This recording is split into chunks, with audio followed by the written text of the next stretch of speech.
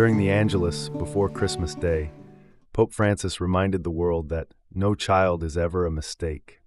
A child is a gift of life. The Holy Father continued with this message during his New Year's Day homily, where he called for a firm commitment to promote respect for the dignity of human life, from conception to natural death. The Pope warned that modern-day challenges confronting human life and the basis for building a culture of peace can only be resolved by protecting and serving every life born of woman. The Holy Father's message coincided with a recent article from Breitbart that reports abortion was the leading cause of death worldwide in 2024. Citing data from Worldometer, which bases its stats from government reports and organizations like the World Health Organization, it is estimated that over 73 million preborn children died by abortion last year. According to the WHO, 6 out of 10, 61% of all unintended pregnancies, and 3 out of 10, 29% of all pregnancies end in induced abortion. Based on the data, out of the reported 140 million born and preborn people that died in 2024 worldwide, abortion accounted for almost 52% of every death, making it the leading cause of death. Abortion as a massacre. The global abortion numbers are heartbreaking, but so are the numbers closer to home. According to a recent AP article, there have been slightly more monthly abortions across the U.S. recently than there were in the months leading up to the June 2022 ruling, i.e., Dobbs v. Jackson Women's Health Organization. It is estimated that there were over 1 million abortions in the U.S. in 2023, an increase of 11% from 2020. The Guttmacher Institute and U.S. News also reported that there has been a small but consistent increase in abortions. In the first 6 months of 2024, U.S. News reports, the monthly national abortion count averaged nearly 98,000 abortions. That eclipses the 2023 monthly average of 88,000 and the 2022 monthly average of 81,400. The reason for this jump is primarily access to the abortion pill. These are abortions that are outside of a clinical setting, which are self-managed abortions and obtained using abortion pills mailed from pharmacies outside the United States, says the Guttmacher Institute. Guttmacher also found that medical abortions in the U.S. rose to 63% of all abortions in 2023, up from 53% in 2020. Today, more than 100 nations provide the abortion pill to one extent or another, i.e., through telehealth abortions. Every single abortion results in a dead child. This isn't a moral claim. It's simply a statement of fact. Each of those 73 million abortions represents a unique human being, distinct from their mother, whose innocent life was violently destroyed in their mother's womb. Instead of being welcomed and loved by their parents and family, protected and saved from danger, these innocent, vulnerable children were dehumanized and discarded like rubbish. It is incomprehensible, the sin of abortion. Abortion is murder, says Pope Francis. It is the direct, intentional termination of a viable preborn child at any point after fertilization.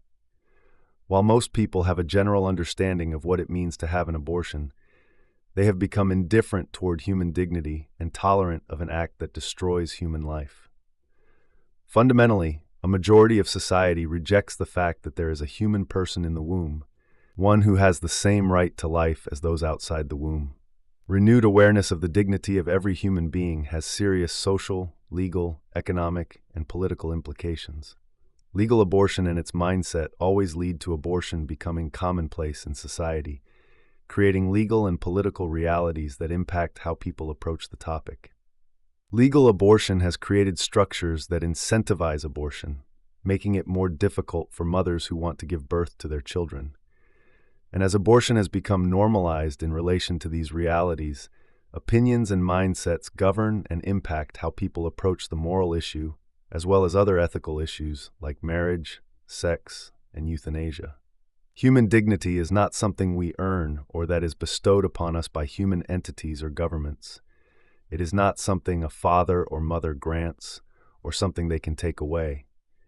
Nor is it something we achieve through accomplishments or through choices we have or have not made. Every human person from the first moment of their existence, i.e. at fertilization, is endowed with dignity because they are a human being. This inalienable and immutable dignity, which cannot be diminished or destroyed, is the source and foundation of the respect owed to each and every person, preborn and born. Death is not healthcare. It is true that in pregnancy complications can arise, e.g., gestational diabetes, preeclampsia, problems with the placenta, and heart problems. However, abortion is never medically necessary, and it's not healthcare. It is never morally permissible because it is the deliberate killing of an innocent human being. And even when the mother is physically unscathed, there are always hidden scars, the psychological and spiritual scars that sometimes never heal. Abortion is always fatal for at least one party involved, the child who receives no benefit but only death. By definition, every procedure whose sole immediate effect is the termination of pregnancy before viability is an abortion, which, in its moral context, includes the interval between conception and implantation of the embryo.